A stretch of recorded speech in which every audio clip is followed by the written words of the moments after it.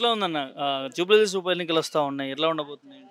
ఇన్ని మంది రావాలి కారణం అంటే కాంగ్రెస్తోని జరిగింది ఉమ్, ధోకా. ఉమ్, 6 స్కీమ్ ఇస్తా అని ఇచ్చిలేరు, ఉమ్, ఇంద్రమ్మ ఇల్లు వస్తా అని ఇచ్చిలేరు, ఉమ్, Shaadi Mubarak మున్పిన్రు.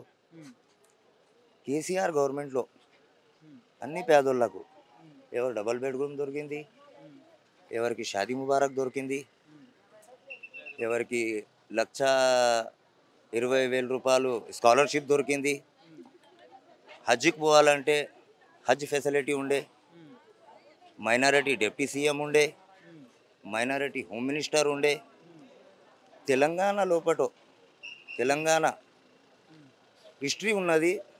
Minority home minister first Telangana, um, minority deputy CM first home minister Telangana.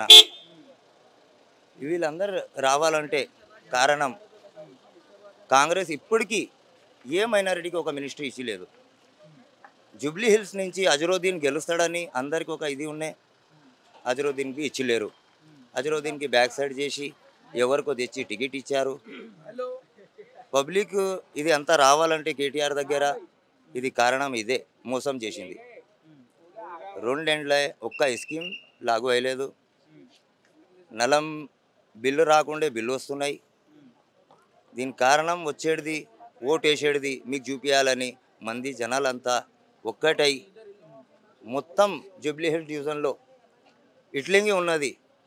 Sir కావాలి, కారు కావాలి, కేసీఆర్ కావాలి, ఇది ఒకటే నడిచింది. Thank you. రేవంత్ రెడ్డి వద్దంటున్నారా? వద్దండి రేవంత్ రెడ్డి. ఏమో చేస్తాడని మేము వేసినాం, ఓటు లేదని లేదు, ఇట్లా చేస్తాడని మోసం మాకు తెలుసులేదు. రేవంత్ రెడ్డి కావద్దని. సో మైనారిటీలు అందరూ కూడా కాంగ్రెస్కే ఫేవర్ ఉన్నారంటున్నారు కదా మరి? ఎవరు ఉన్నారండి? ఒక్క చూపెండి, ఒక్క స్పీచ్ చూపెట్టండి. ఎవరు లేరు. 50, 60 మందికి మీరు అడగండి, డోర్ టు డోర్ తిరిగి అడగండి, చూడండి మీరు ఏమంటారు. తెలంగాణలో 4 కోట్లు ఓట్లు ఉన్నాయి, దాంట్లో ఒక మైనారిటీ మినిస్టర్ లేడా? ఎవరివి? ఎమ్మెల్సీ ఇచ్చి ఫెయిల్ చేసిండ్రు, ఎమ్మెల్సీ ఇస్తే డమ్మీ ఇచ్చిండ్రు. ఒక్క మినిస్ట్రీ, ఏదైనా ఒక్క మినిస్ట్రీ మైనారిటీ లేరా? జూబ్లీహిల్స్ బై ఎలక్షన్ అంటే ఇది కాంగ్రెస్కు బీఆర్ఎస్కు మధ్య పోటీ ఉంటుంది. కానీ బీఆర్ఎస్ పార్టీ మన సునీతమ్మ వాళ్ళ భర్త చేసిన అభివృద్ధి కార్యక్రమాలు చాలా ఉన్నాయి. ఇక్కడ బస్తీలలో దాదాపు 10 ఏళ్ళ నుంచి ఎన్నో అభివృద్ధి కార్యక్రమాలు చేసిరు కాబట్టి దాంతో బీఆర్ఎస్ఏ గెలుస్తుంది. కాంగ్రెస్ ఏం అధికారంలోకి ఏం అడ్డగోళ్ళు హామీలు ఇచ్చి అధికారంలోకి వచ్చిందే తప్ప వాళ్ళు చేసింది ఏం లేదు. ఒకటి ఏదో ఏదో ఫ్రీ బస్ పెట్టిరు తప్ప, అటు ఫ్రీ బస్ పెట్టిరు, ఆడియోలోకి పెట్టిరు, మొగోళ్ళ దగ్గర వసూలు చేస్తారు. వాళ్ళు చేసింది ఏం లేదు. రేవంత్ రెడ్డి 6 గ్యారంటీలు అన్నాడు, అందులో రైతులను నట్టేయడం ఉంచిండు. రైతులు అయితే గోస పడుతారు, ఎప్పుడు కేసీఆర్ గవర్నమెంట్ వస్తుందని ఎదురు చూస్తారు.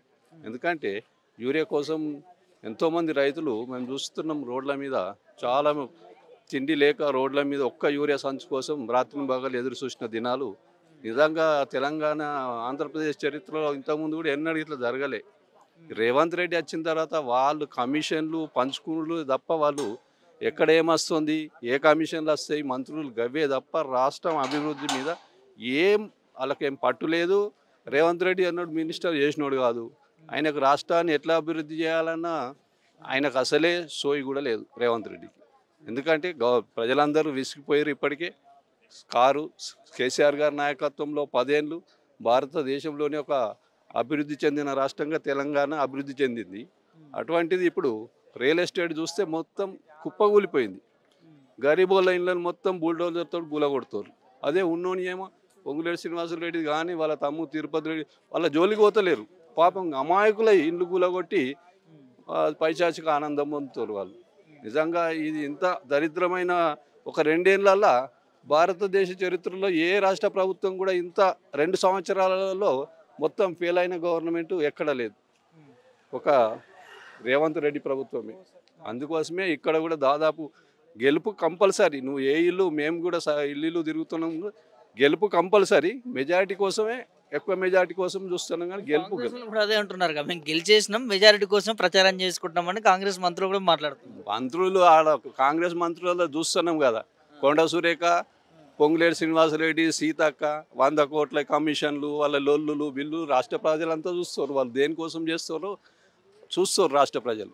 వాళ్ళు ఎట్లయినా గవర్నమెంట్ రాదని తెలిసిపోయింది, ఇక ఎట్లా దోచుకోవాలనేది చూస్తారు తప్ప మంత్రులు చెప్పేటి అన్నీ అక్కడ ఆడ కూర్చుండి చెప్తారు. కానీ ఇక్కడ జనాలకు వచ్చి చెప్తే తెలుస్తుంది, జనాలల్లో ఎట్లా ఉన్నది అనేది వస్తే చెప్తే తెలుస్తుంది. మళ్ళీ గవర్నమెంట్ రాదంటున్నారు మీరు, కానీ 15 సంవత్సరాలు 10 సంవత్సరాలు నేనే ముఖ్యమంత్రిగా ఉంటాను రేవంత్ రెడ్డి అంటున్నారు. ఆయన ముఖ్యమంత్రులు ఉంటాడని వాళ్ళ మినిస్టర్లే చెప్పలేకపోతారు ఎప్పటిదాకా ఉంటాడు అని. ఇంకా 15 ఏళ్ళు ఆయన ఆడ వాళ్ళ మినిస్టర్లే. వాళ్ళది ఎట్లుంటుంది కాంగ్రెస్ పార్టీది, ఓడు ముఖ్యమంత్రి అవుతాడో ఢిల్లీకి పోయి వచ్చేదాకా వీళ్ళకే పత్తం ఉండదు. నేను ముఖ్యమంత్రి అని ఈయన చెప్పుకుంటే నడుస్తుంది వాళ్ళ దాంట్లో. ఒక ముఖ్యమంత్రి కాదు, ఒక ఎమ్మెల్యేకి ఒక బీఫామ్ ఇవ్వాలన్నా ఢిల్లీకి పోయి రావాల్సిందే. ఇప్పటికే 60, 55, 56 ట్రిప్పులు కొట్టిండు ఢిల్లీ, హైదరాబాద్. వాళ్ళకి అంతే తప్ప ఆయన ఏదో ఆయన అదృష్టం బాగుండి అయిండు. మళ్ళీ కేసీఆర్ గారి నాయకత్వంలో కేసీఆర్ గారు చేసిన అభివృద్ధి కార్యక్రమాలు ప్రజలలో వాళ్ళ గుండెల్లో నిలిచిపోయినాయి. మళ్ళీ కంపల్సరీ కేసీఆర్ గవర్నమెంట్ కోసమే ప్రజలందరూ ఎదురు చూస్తారు. 6 నెలల్లో సంవత్సరంలో చేస్తున్నాడు, ఇంతవరకు ఏమి లేదండి. 6 పథకాలు అన్నాడు, ఇందరమ్మ ఇండ్లు అన్నాడు, ఇందరమ్మ సీర్లు అన్నాడు, పింఛన్లు అన్నాడు, రేషన్ కార్డు అన్నాడు. ఏమన్నా ఇచ్చిండండి? రైతు బంధువు లేదు, ఏది లేదు. మొత్తం ఎక్కి కూకుండు ఏదో బోకర్ మాటలు చెప్పి ఎక్కిండు. ఎక్కినంత లోపల ఆయన ఏదో మళ్ళా వత్తనని కలలు కంటాడు. కానీ అవన్నీ అనవసరమైన మాటలు. కేసీఆర్ ఉన్నప్పుడే ప్రభుత్వం మంచిగా ఉంది, ప్రజలకి మంచిగా నడిచింది, ప్రజలు మంచిగా బాగుపడరు. ప్రజలకి ఏమైనా చూస్తుండా? ఇప్పుడు ఏమైనా పింఛన్లు ఇస్తుండా? వాళ్ళకి ఏమన్నా న్యాయం చేసే ప్రభుత్వమేనా ఇది? నేను చేస్తాను అంటే ఎక్కడ చేస్తుండండి అతను? ఏం చేసిండు? ఇప్పుడు 2 సంవత్సరాలు అవుతుంది. 2 సంవత్సరాలల్లా గరీబులకు ఇండ్లు లేవు, ఉన్నాయన్నీ గోల కొడుతుండు. ఇప్పుడు ఉన్న ఇండ్లు కేసీఆర్ అప్పుడు ఇచ్చిండు, ఎప్పుడో ఉన్న ఇండ్లన్నీ 30 ఏళ్ల కింద ఉన్న ఇండ్లు కూడా కూలగొట్టేస్తున్నారు. హైడ్రా అని ఏం హైడ్రా అండి ఇది? పేదోళ్ళ నోటికాడిది గుంజుకొని ఆయన ఏం చేద్దాం అనుకుంటుండు ప్రభుత్వాన్ని? ఆస్తులు కాపాడుతున్నాడు.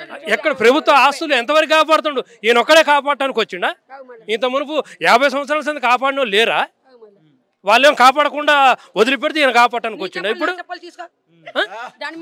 అది కాదండి, ఇప్పుడు 50 సంవత్సరాల సంది కాపాడకుండా ఉన్న వాళ్ళందరూ ఇప్పుడు ఈ 5 సంవత్సరాల సంది ఈయన వచ్చి నేను కాపాడుతాను వచ్చి ఎంతవరకు కాపాడుతాడు ఈ దేశాన్ని, ఈ రాష్ట్రాన్ని? అంతా అధోగతి రాష్ట్రాన్ని చేసిండు ఈ 2 సంవత్సరాలలో. ఏమి లేదండి, పేదోళ్ళు బతకటానికి తావరం లేకుండా చేస్తాడు. పింఛన్లు లేవు, రేషన్ కార్డు లేదు, ఇండ్లు లేవు, ఇంధనం ఇండ్లు అన్నాడు, తులం బంగారం అన్నాడు. ఇవన్నీ వేస్ట్ పనులన్నీ ఇంతవరకు ఏమి లేదు. నడుపుకుంటూ పోతుండ అంతే. మళ్ళా నెక్స్ట్ ఒత్తడం అనేది అయితే కళ. నాకు తెలిసిన విషయం అయితే లేదండి, తెలంగాణలో కాంగ్రెస్ రాదు. 50 సీట్లు 60 సీట్లు వచ్చినాయి కానీ ఇదేమో 15 సీట్లు కూడా రావు. అది జనం చాలా కడపల మండి ఉన్నారు. పడిపోయినట్టేనండి. పడిపోతే ఏముందండి? పడిపోతే ఏముందండి? ఇప్పుడు నువ్వు 2 సంవత్సరాల పని చేసిన రోడ్లు చూడండి. ఇప్పుడు 3 నెలల సంది వర్షాలు కురిసి ఒక గుంతలో పడితే టైర్లు పగిలిపోతున్నాయి. 3 నెలల సంది కూడా ఏడన్నా సిమెంట్ వేసింది లేదు. ఎక్కడ వేసిండండి? హెలికాప్టర్లో తిరగటము, లేకపోతే ఢిల్లీ పోవటం. ఇప్పుడు 2 సంవత్సరాలలో 50 సార్లు పోయిండు. అభివృద్ధి కోసం ఏం అభివృద్ధి? ఎక్కడ చేసిండు అభివృద్ధి? చూపెట్టమనండి ఎక్కడ చేసిండు? ఉన్నాయి కూల కొట్టడానికి అభివృద్ధి? అది కాదండి చేసేది. ప్రజలు, పేద ప్రజలు లేనిది, రైతాంగం లేనిది నీకు ఎక్కడ నడవదు. ఆత్మహత్యలు చేసుకుంటారు జనం చాలా మంది. ఏముందండి? ఏమన్నా ఉందే? ఇప్పుడు పిల్లలు, స్టూడెంట్ పిల్లలు ఎంత ఆగమవుతారండి? ఏమన్నా వాళ్ళని పట్టించుకునే వాళ్ళు ఉన్నారా? ఏం లేదు, నడవటం లేదండి. అంతా ఆగమనం ఉంది. ఈ ప్రభుత్వం ఈ 4 రోజులు ఎట్లా గట్రా నడుపుదా అనుకుంటాను కానీ అంతే. ఆయనకు కూడా తెలుసు నడవదని తెలుసు ఆయనకు కూడా. వచ్చేసారి నేను రాను అనేదే ఉన్నది ఆయన ప్రభుత్వం. అందరు కూడా నాకు పదవి, కాంగ్రెస్లో ప్రతి ఒక్కరు పదవి కావాలంటారండి. ఎవరు ఇస్తారండి? ఇప్పుడు ఆయనకు వచ్చింది, ఆయన చూడబిక్కోవాలని కొంతమంది చూస్తారు. పని చేసేవాళ్ళు లేరు, వాళ్ళే తనుకుంటారు. ఇప్పుడు ఉన్నదైతే ఏం లేదు. వీళ్ళని ఏం చూడరండి, జనాన్ని ఏం చూడరు. అభివృద్ధి అయితే చేసేవాళ్ళు కాదు, చేయరు. టీఆర్ఎస్ ప్రభుత్వం వస్తేనే మళ్ళీ జనానికి ఎవరికైనా మంచిగా ఉంటుంది. సన్నబియ్యం అని అన్నాడు, సన్నబియ్యంలో పావలంతు మంచి బియ్యం, 30 నూకలే ఉన్నాయి. అలా చూడమనండి, చెక్ చేయమనండి. ఆడను ఏమి లేదు, అట్లా నడుస్తుందండి. ఎక్కడ రాజ్యం తీసుకొచ్చిండండి? ఏం రాజ్యం ఇదేనా రాజ్యం తీసుకొచ్చే రాజ్యం? అందరికీ న్యాయం చేయాలా? నువ్వు న్యాయం చేయాలనుకున్నావు, ఏది నువ్వు న్యాయం చేసేది? ఎక్కడ చేస్తున్నావు న్యాయం?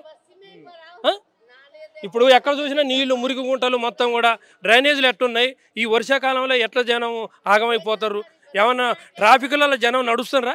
ఎక్కడన్నా ఉందండి? ఏం లేదు కదా, పరిస్థితి ఏం లేదు. ఇంత వర్షం వస్తే ఉన్న ఇది సమ్ ఏరియాలలో జనం ఉండలేకుండా ఇండ్లలో వరద పోతుంది. గిన్నెలు బావులు మొత్తం కూడా దడిచిపోతున్నాయి. ఏం లేదు, నడవటం లేదు ఇప్పుడు అసలు.